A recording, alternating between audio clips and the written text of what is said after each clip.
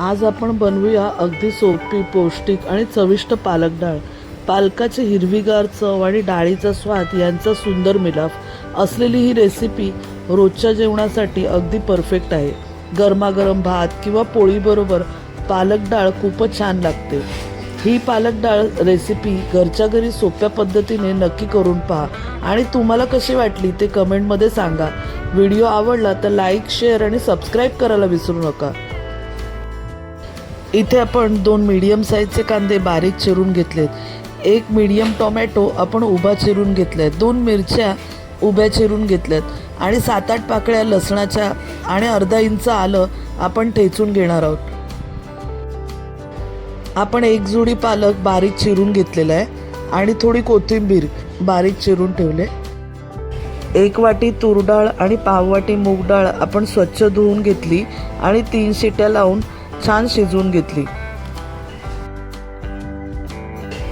फोडणीमध्ये घालण्यासाठी हा खडा मसाला आपण घेतलाय. आपण कढईमध्ये 2 टेबलस्पून तेल गरम करून घेतलंय. आपण आता यामध्ये जिरं,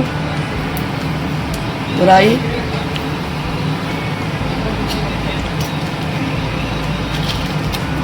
तेजपत्ता, दालचिनी, लवंग, काळी मिरी आणि लसूण ठेचून घेतलेला आहे तो घालून घेऊया आणि परतून घेऊया. जरा लांब उभे राहा कारण ना कढी हे काळी मिरी असते ना ती आणि लवंग फुगते आणि फुगते तोंडात.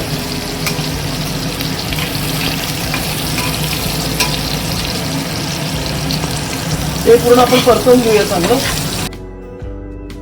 7-8 पाकळ्या लसूण आणि अर्धा इंच आलं आपण ठेचून घेतलं होतं ते छान आपण तेलामध्ये परतून घेऊया.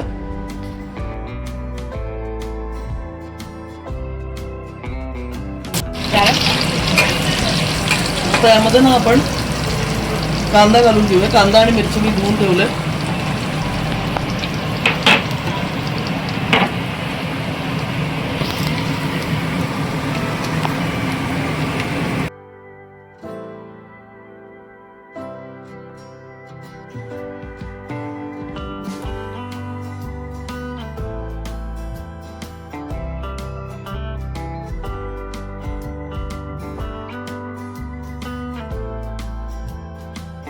आता जरा कांदा आपण लाल होऊन देऊया.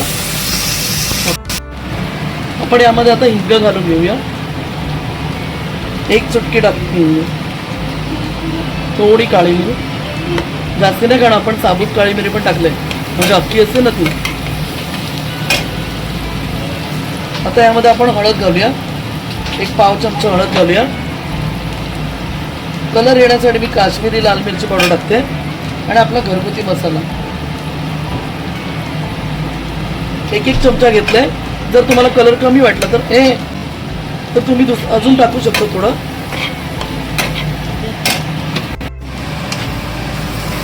जर आपण आता मसाला परतून घेऊया.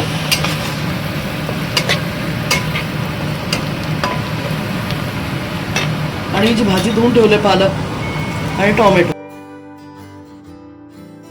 त्यात घालून घेऊया.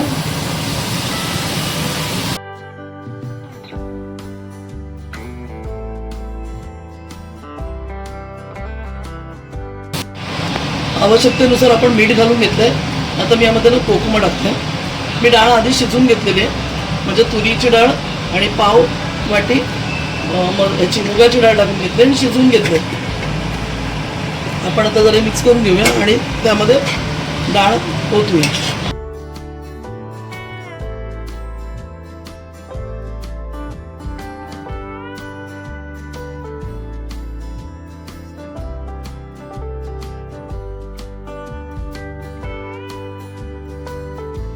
डाळ शिजलेली आहे ही बघा. तुम्ही ओतून घेताय मध्ये. आता तुम्हाला जेवढी घट्ट पातळ करायची त्याप्रमाणे यामध्ये पाणी ओतून घ्या.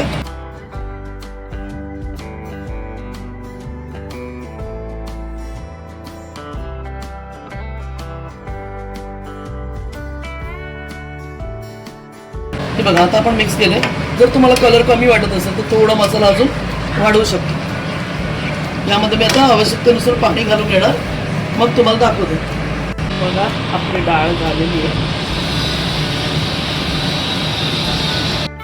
आता छान आपल्या डाळीला 2 उकळ्या आलेल्या आहेत. आपली डाळ झालेली आहे. आता तुम्ही गरम भाताबरोबर, चपातीबरोबर, भाकरीबरोबर ही डाळ एन्जॉय करू शकता. तुम्हाला ही रेसिपी आवडली तर नक्की बनवून बघा आणि चॅनलवर नवीन असाल तर चॅनलला सबस्क्राईब करा. धन्यवाद.